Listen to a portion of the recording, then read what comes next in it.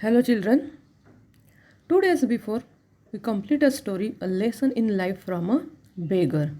Now, today, we are going to complete the workshop of the same story. Okay, so come on page number 92. On page number 92, here is a warming up activity. In chit chat activity, you have some questions in front of you, and you have to answer of these questions that is related of your experience. So या ठिकाणी chitchat ॲक्टिव्हिटीमध्ये तुम्हाला जे प्रश्न दिलेले आहेत मुलांना ते blur दिसत आहेत थोडेसे, पण हे जे काही प्रश्न आहेत हे तुमच्या एक्सपिरियन्सशी रिलेटेड आहे आणि म्हणून ते तुम्ही, कारण प्रत्येकाचे व्ह्यूज वेगवेगळे असतील आणि म्हणून तुम्ही ते ॲन्सर्स स्वतः द्यायचे आहे. So you have to go to the another activity here. दुसरी ॲक्टिव्हिटी इथे दिलेली आहे, ब्लर झालेलं आहे ते या ठिकाणी दिलेलं आहे बघा. The other activity, what it is says, okay, many slang expressions terms are used for people having positive or negative traits. Match the expressions is column A with type of persons in column B. Okay, in column A there are some tags, no, that is using terms for the people, and in column B how the people are that using this tag. Column एमध्ये काही terms दिलेले आहेत, काही लोकांना आपण बोलतो की नाही तसे टर्म्स दिले आहेत, त्याला टॅग आपण असं म्हणतो. आणि कॉलम बीमध्ये ती लोकं कशी असतात, म्हणजे कशा लोकांना हा टॅग वापरला जातो ते दिले आहे, आपण त्याचं मॅचिंग करायचं आहे. Okay, so answers are already given here. तुम्हाला ऑलरेडी ॲन्सर्स दिलेले आहेत मुलांना. बघा आपण टर्म्स बघूया. कॉलम एमध्ये काउच पोटॅटो. आता काउच पोटॅटो असं कोणाला म्हटलं जातं किंवा हा टॅग कोणाला दिला जातो, असं कोणाला नाव ठेवलं जातं, तर जी लोकं कशी असतात, लेझी और गुड फॉर नथिंग, म्हणजे कशामध्ये चांगली नसतात, ती खूप आळशी असतात, अशा लोकांना काउच पोटॅटो असं म्हटलं जातं. Then वरीवार्ट.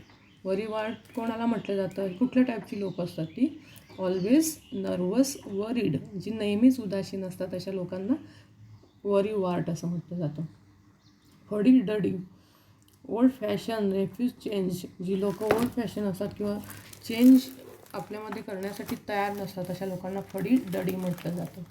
Weight blanket, spoils other people fun and mood, जे दुसऱ्यांची मजा जी काही आहे किंवा दुसऱ्यांचा आनंद स्पॉईल करतात, हिरावून घेतात, त्यांना वेट ब्लँकेट असं म्हणतात.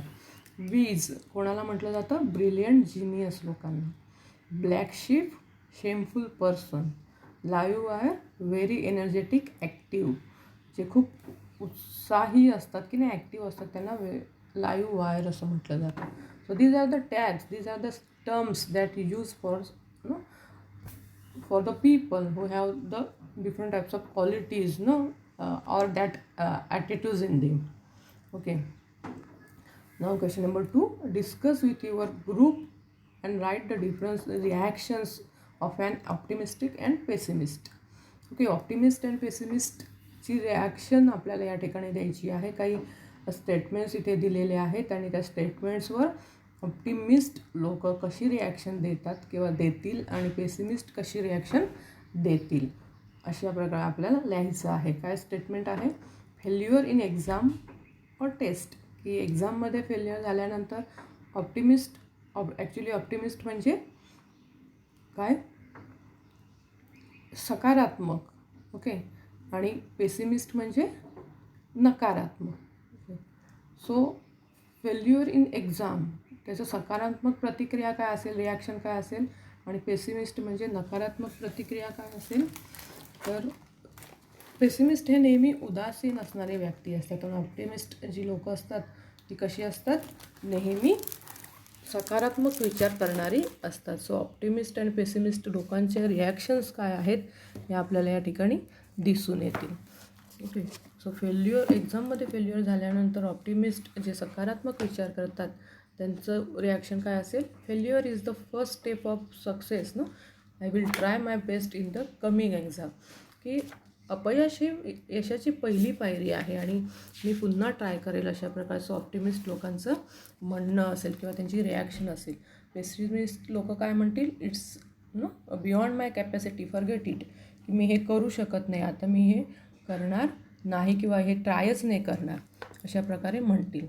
Then loss of a good amount of cash, जर एक खूप मोठी रक्कम जी आहे ती जर हरवली तर ऑप्टिमिस्टिक लोक काय म्हणतील, the cash is not mine, bad luck, की ते पैसे माझे नव्हतेच, कदाचित ते पैसे माझे नसतीलच आणि म्हणून मी ते हरवले, बॅड लक आहे माझं, असं म्हणतील.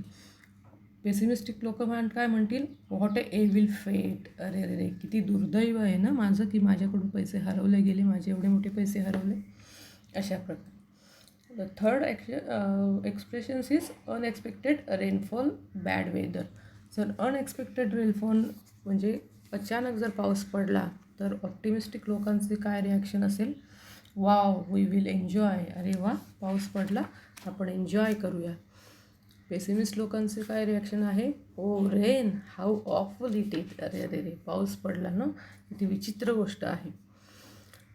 इलनेस, जर आजारी पडला तर I have to recover as early as possible, अरे मला लवकर बरं व्हायला हवं आहे, असं पॉझिटिव्ह लोकांचं म्हणणं असेल. आणि पेसिमिस्टिक काय म्हणतील, आय विल नॉट सर्वाईव्ह, आत्ता कदाचित, अरे रे मी आता आजारी पडलो, आता कदाचित मी पूर्ण बरा होऊ शकणार नाही किंवा जगू शकणार नाही. सो जी निराशावादी लोकं आहेत पेसिमिस्टिक, ती अशा प्रकारे निगेटिव्ह विचार करतात. आशावादी लोक कधीही अशा प्रकारचे निगेटिव्ह थिंकिंग करत नाही. Extra classes in school, so आशावादी लोक काय म्हणतील, they are giving extra guidance, it is very nice, की जर एक्स्ट्रा क्लास लावला तर काय आशावादी लोकांचं काय म्हणणं असेल, अरे वा आपल्याला छान गायडन्स मिळतं, एक्स्ट्रा गायडन्स मिळतं, हे छान आहे. पेसिमिस्टिक निराशावादी लोक म्हणतील, what a stupidity, I have to attend the class, अरे अरे रे मला आता क्लास अटेंड करावा लागेल. अशा प्रकारे आशावादी ऑप्टिमिस्टिक लोकांची रिॲक्शन असते आणि पेसिमिस्टिक निराशावादी लोकांची निगेटिव्ह अशी रिॲक्शन असते. नाव वॉर्मिंग ॲक्टिव्हिटी आपण कंप्लीट केलेली आहे. आता आपण टोटल वर्कशॉपकडे वळूया. वर्कशॉप आहे page number, okay, it is where page is the page number here, the page number is 96 children. Okay, come on page number 96. What is the first question? Complete the following table. Okay, so खाली आपल्याला table दिलेला आहे आणि you have to say who said to who given statements. Okay, दिलेले जे काही वाक्य आहे ते कोणी कोणास म्हटलेलं आहे हे आपल्याला सांगायचं आहे. Children, we already learn that in our story there are only two characters, means the conversation have only between two characters, writer and Meena. ह्या स्टोरीमध्ये आपण बघितलं की फक्त दोन लोकांमध्ये कन्व्हर्सेशन होते, की writer means Sudha Murty and Meena. Okay, so जे स्टेटमेंट दिलेले आहेत ते फक्त दोन आहेत. तर इथे या ठिकाणी अटरन्स म्हणजे जे काय बोललं गेलेलं आहे ते दिले आणि कोणी म्हटले कोणास म्हटले. सो ऑलरेडी ॲन्सर्स तुम्हाला दिलेले आहेत मुलांनो, बघायचं आहे. आणि बघा मी पहिलं वाक्य म्हणते दाखवते तुम्हाला. Shweta is a very beautiful girl, isn't she. काय अटरन्स आहे, काय बोललं गेलं की Shweta is a very beautiful girl isn't she. हे वाक्य कोणी म्हटलेलं आहे, हा प्रश्न रायटर मीनाला विचारते, हो की नाही. सो हू सेडमध्ये द रायटर अँड टू हुममध्ये लिहायचं आहे Meena.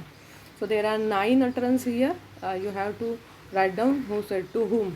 The answers are already given to you. Okay, come on to question number 2.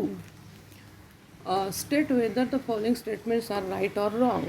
खाली दिलेले जे स्टेटमेंट्स आहे ते राईट आहे की रॉंग आहे हे आपल्याला लिहायचं आहे. Okay, the author and Meena were great enemies.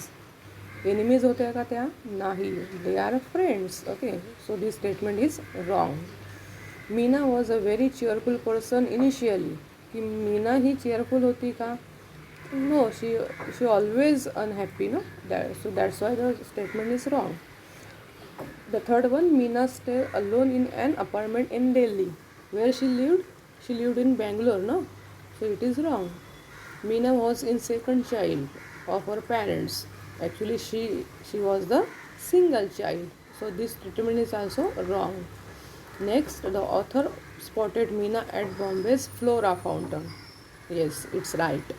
The beggar and the young girl were playing on the road because there was a lot of traffic.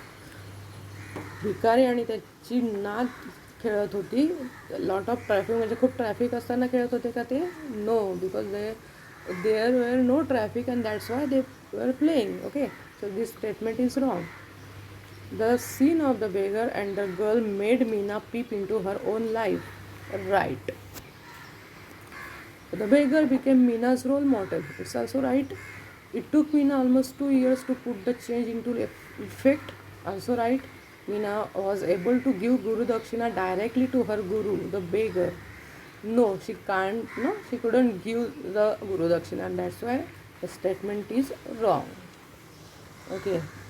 Right and wrong आपण बघितलेलं आहे. And the next question number 3, choose the correct alternative. 3 alternative या ठिकाणी दिलेले आहेत, त्यातून proper appropriate पर्याय आपल्याला निवडायचा आहे. See the first statement, Meena who is an LIC officer is. Meena जी LIC ऑफिसर आहे ती कशी आहे? A pessimistic and optimistic person, a disable person. Disabled person, no. She optimistic तर ती नव्हतीच आधी. ओके, सो जेव्हा ती LIC ऑफिसर होती मीन्स आधी, तेव्हा ती कशी होती? A pessimistic person. B, the writer was standing near Akbar Ali's a popular department store because. लेखिका अकबर अली या डिपार्टमेंट स्टोअरजवळ का उभी होती? Because she was waiting for rain to stop. The second option. The third one, the only thought in the writer's mind till they reached the Grand Hotel was. Grand हॉटेलमध्ये पोहोचेपर्यंत लेखिकेच्या मनामध्ये कुठला विचार होता? कुठला होता? Second option, what had brought about such a change in Meena. Okay, then the last, Meena sponsored the grand daughter of beggar because. मीनाने भिकाऱ्याच्या नातीला पैशाची मदत केली का? Also the second option, it was a token of respect for the beggar. की बेगरला आदरांजली वाहण्यासाठी तिने त्याच्या नातीला आर्थिक मदत केली. So easy questions are here in this workshop.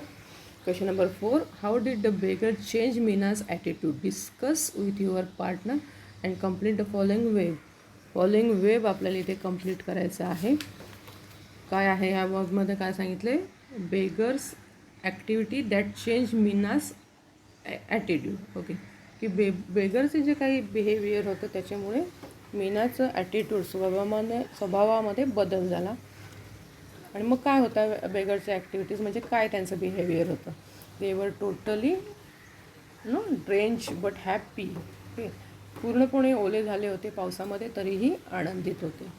The beggar and the young girl were playing on the road in the rain. की पाऊस पडत होता अतिशय, तरी पण त्या पावसाचा तो भिकारी आणि त्याची नात आनंद लुटत होती. They were laughing, clapping though they दे हंग्री. की जरी ते भुकेले असले तरीही ते काय करत होते? खूप हसत होते, क्लॅपिंग करत होते, टाळ्या वाजवत होते. Means they are very happy. Okay, they were very happy. They were screaming joyously. They were hungry. They enjoy their life. These are the activities from the beggar that change Mina's attitude. Next one, write in your own words. प्रश्न दिलेला आहे, how did Meena show her gratitude to her guru. मीनाने आपल्या गुरुबद्दल कुठली कृतज्ञता व्यक्त केली? कशा प्रकारे व्यक्त केली? ओके, तिला गुरुदक्षिणा देता आली का? नाही. सो तिने काय केलं? Okay, unfortunately she did not give gurudakshina to her guru because when she understood things he was dead. But she provided funds to his granddaughter to a boarding school as a mark of respect to him. In this way, Meena showed her gratitude to her guru. So, तिला गुरुदक्षिणा देता आली नाही आणि म्हणून तिने भिकाऱ्याच्या नातीला school फीससाठी मदत केली. The second question here, why would Meena be sad initially? Give reasons. Pick out sentences from the story which prove that Meena was a pessimistic. Meena ही नेहमी निराशावादी का असायची? का त्याची रिझन्स द्या, इथे कारणं द्या म्हटलं आहे. आणि स्टोरीमधले असे काही फॅक्ट्स जे आहेत ते इथे लिहा की जे दाखवतात की मीना ही अतिशय निराशावादी होती. सो कुठल्या वाक्यांवरून दिसतंय की मीना ही अतिशय निराशावादी होती, ती वाक्य आपल्याला या ठिकाणी लिहायची आहे. Okay. So she was for ever unhappy. She never had anything positive to say on any subject or about any person. She stayed alone in an apartment. Actually ती एकटी पण राहायची. She was an only child. She had the habit of complaining about anything and everything. Nobody wanted to visit her because she is not pleasant na, and that's why nobody wanted to visit her. Nobody wanted to meet her. So these are some facts about the Meena, that she always initially a pessimistic, unhappy person. Question number 6, you have to find out the antonyms. So easy words are given here. Optimistic, आपल्याला खूप वेळा हे शब्द आलेले आहेत. मी तुम्हाला नेहमी सांगितले की ऑप्टिमिस्टिक म्हणजे आशावादी, पेसिमिस्टिक म्हणजे निराशावादी. Okay. Drizzle. Okay. Pouring. Drizzle means अतिशय कोरडेपणा. पोरिंग म्हणजे कोसळणे. न्यू, ओल्ड, लाय, ट्रूथ, अगली, ब्युटिफुल. फ्राउंड. फ्राउंड मीन्स उदास, no. cheerful, smiling. Hell, heaven, paradise. Unhappy, happy. Disrespect, respect. Important, important. Question number 6, B here. Go through the points below showing Meena's encounter with the beggar that transformed her completely. The sequence of events are jumped up below. Arrange the events according to the occurrence. Fill in the numbers as per sequence. So या ठिकाणी तुम्हाला flow chart दिलेला आहे आणि सिक्वेन्सनुसार तुम्हाला flow chart arrange करायचा आहे. वरती काही जागा दिली आहे, त्या ठिकाणी तुम्हाला नंबर्स लिहायचे आहेत. Okay. So you have to arrange the sequence of happening the events, no, accordingly. जे काही झालेलं आहे, जे काय घडलेलं आहे, कुठलं आधी घडलेलं आहे, कुठलं नंतर घडलेलं आहे, हे सिक्वेन्स तुम्ही अकॉर्डिंग इथे लावायचे आहेत with the help of the flow chart. Okay. So इथे ऑलरेडी फ्लो चार्ट तयार करून दिलेला आहे with the proper sequence. So I saw from the window the beggar and the young girl playing on the road. Okay. त्यानंतर काय वाटलं मीनाला? They enjoy playing in the rain as if they were in paradise. This she saw from the window, no? On seeing them so very happy, I felt ashamed of myself. आणि त्यांचं ते behaviour बघून मग मीनाला स्वतःबद्दल लाज वाटली की हाऊ आय एम, नो, ही लोक एवढे एन्जॉय करतायत, मी कशी जगते, असं तिला फील झालं. And then she decided to change using the beggar as role model. Okay.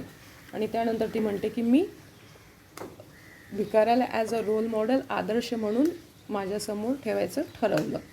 And it took 2 years to put the change in to effects.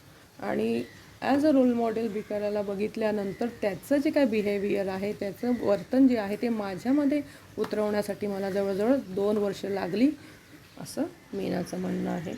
So these are the sequence, proper sequence of these events.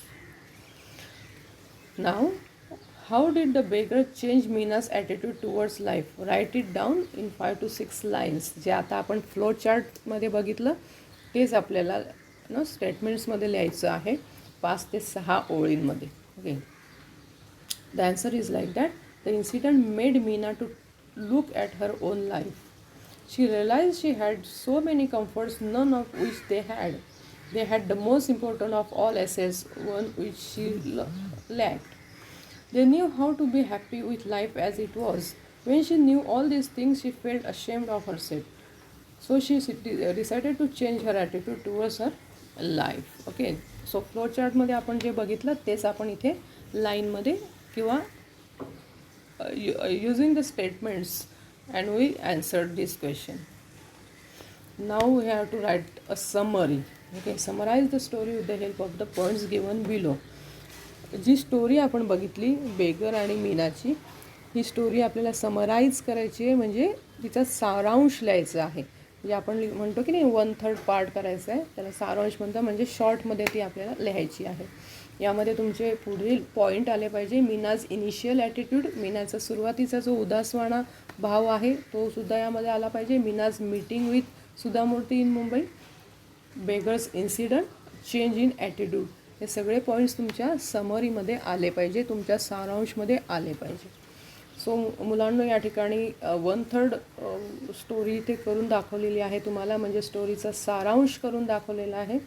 तो तुम्ही वाचायचा आहे व्यवस्थित आणि observe करायचा आहे आणि आपल्या वहीमध्ये लिहायचं आहे. Okay, so you can stop the video and write down the summary.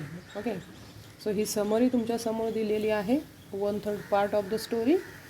कशा प्रकारे सगळे पॉईंट्स त्यामध्ये आलेले आहे हे ऑब्झर्व करायचं आहे. Structure of the sentence observe करायचं आहे आणि कशा प्रकारे समरी आपण इन शॉर्टमध्ये लिहू शकतो हे यातून बघायचं आहे. Now the next, right the above summary making Meena the narrator. Okay, beginning with I work in Bangalore in LIC, Sudha was my friend. Okay children, when we learn the story narrated by Sudha Murthy, means the writer. जेव्हा आपण ही story बघितली तेव्हा story आपल्याला कोण narrate करताय? Narrator म्हणजे सुधा मूर्ती ती नॅरेट करतायत आपल्याला. पण आता आपण असं इमॅजिन करायचं की मीना तिची स्टोरी स्वतः नॅरेट करते आहे, स्वतः आपल्याला सांगते आहे. तेव्हा ती कशी बिगिन होईल, कशी स्टार्ट होईल? I work in Bangalore in LIC. Meena जेव्हा स्वतः तिची स्टोरी सांगेल तेव्हा ती कशी सांगेल की मी बँगलोरमध्ये LIC ऑफिसर म्हणून काम करत होती. सुधा वॉज माय फ्रेंड, आणि सुधा ही माझी मैत्रीण होती. अशा प्रकारे ती नॅरेट करेल. सो इमॅजिन करायचं आहे की मीना स्टोरी स्वतःची स्टोरी नॅरेट करते आहे. तशा प्रकारे आपण स्टोरी लिहायची आहे. The answer is already given in front of you. Okay, की मीना कशी नॅरेट करेल स्टोरी. सो वाक्य कशा प्रकारे बदलेल? आधी नॅरेटर सुधा मूर्ती आपल्याला सांगत होते, आता मीना स्वतः नॅरेट करणार आहे. So here also you observe the answer, structure of the sentence. Okay, the full story narrated by Meena is given here. You read it properly and write it in your notebook. Now the language study. प्रत्येक वर्कशॉपमध्ये आपल्याला language study दिलेली आहे. ही language study या लेसनची खूप सोपी आहे. Come on on page number 100. Okay, page number 100वर language study आहे. पंक्च्युएट आपल्याला करायचं आहे. विरामचिन्ह बघायचे आहेत आधी, हे विरामचिन्ह घालायचे. Did you give any gurudakshina to your Guru? I ask. So प्रश्न विचारलेला आहे मुलांनो, कोणीतरी विचारलं आहे, कोणाच्या तरी तोंडचं वाक्य आहे म्हणून आपण ते ॲपोस्ट्रॉफी एसमध्ये घालतो. ओके, इन्व्हर्टेड कॉमामध्ये. So first letter did capital असणार आहे, इन्व्हर्टेड कॉमा, अँड देन गुरुचा G कॅपिटल, क्वेश्चन आहे म्हणून question mark, inverted comma complete, आयचा I कॅपिटल. ओके, आस्क नंतर full stop. Then the second, no there isn't anyone like that she said. Anyone like that पर्यंत बोललं गेलेलं आहे म्हणून तिथे आपल्याला inverted comma, double inverted comma द्यायचा आहे. No first letter capital N. Okay, inverted comma देऊन N कॅपिटल द्यायचं आहे. इजंट. ओके, इजंटचं इथे एंडच्या पुढे ॲपोस्ट्रॉफी द्यायचं आहे आणि पुढे T लिहायचं आहे. इथे ॲपोस्ट्रॉफी व्यवस्थित दिसत नाही आहे पण तिथे ॲपोस्ट्रॉफी द्यायचं आहे. ॲपोस्ट्रॉफी तुम्हाला माहिती आहे मुलांनो, वरती जसं आपण खाली कॉमा करतो तसं वरती एनच्या पुढे द्यायचं आहे. No there isn't anyone like that, दॅटच्या पुढे comma, inverted comma complete, she said, full stop. So proper punctuation marks पुस्तकात जेव्हा आपण वाचतो तेव्हा पंक्च्युएशन मार्ककडे व्यवस्थित लक्ष दिलं तर आपल्याला ते प्रॉपर देता येतात. Now we have to add the suffix here and make a noun. या प्रश्नामध्ये आपल्याला दिलेले जे शब्द आहेत त्याला सफिक्स ॲड करायचं आहे आणि नाऊन फॉर्म तयार करायचा आहे. सफिक्स फॉर्म म्हणजे तुम्हाला माहिती आहे मुलांनो, ज्याला आपण नंतर शब्दाच्या नंतर जोडले जाणारे प्रत्यय असं म्हणतो. प्रिफिक्स म्हणजे शब्दाच्या आधी जोडला जाणारा प्रत्यय, सफिक्स म्हणजे शब्दाच्या नंतर जोडला जाणारा प्रत्यय. ओके. Kind, kindness. आता NESS नेस हा हे सफिक्स आहे आणि काइंडवरून आपण काइंडनेस हे नाऊन तयार केलं आहे. इग्नोर, इग्नोरन्स, ANCE हे सफिक्स ॲड केलं आहे. इमॅजिन, इमॅजिनेशन, TION हे सफिक्स आहे. मॅनेज, मॅनेजमेंट, MENT हे सफिक्स आहे. Okay. Happy, happiness. Assure, assurance. Depute, deputation. assess, assessment. So we make the noun forms using the suffix. Now make a meaningful words by using the word pessimistic. Pessimistic या शब्दापासून आपल्याला नवीन शब्द तयार करायचे आहेत. So simple it is. pessimist, mist, paste, pet. तुम्ही अजून शब्द त्यातून तयार करू शकता. Now indirect speech. Children, we already learned indirect speech, that means reported speech. All the rules and regulation you knew it already. सगळ्या प्रकारचे मीन्स स्टेटमेंट असो, इंटरोगेटिव्ह असो, इम्परेटिव्ह किंवा उद्गारवाचक वाक्य असो, एक्सप्लेनेशन असो, ते तुम्ही रूल्स अँड रेग्युलेशन आपण सगळे अभ्यासलेले आहेत. ओके. सो या ठिकाणी काही वाक्य दिलेली आहेत. सगळ्या प्रकारची वाक्य हे आहेत ते आपल्याला इनडायरेक्ट स्पीचमध्ये कन्वर्ट करायची आहे. First sentence, Meena it's a beautiful day I said. Simple statement आहे. कोण म्हणाला हे आपल्याला माहिती आहे, कोणास म्हणाला तेही माहिती आहे आणि म्हणून आपण टोल्ड हे वापरायचं आहे, वर्ब वापरायचं आहे. I told Meena that statement आहे म्हणून दॅट हे कंजंक्शन वापरायचं आहे. इट इज आहे वरती, त्याचं सिम्पल पास्ट होणार, वॉज होणार. It was a beautiful day.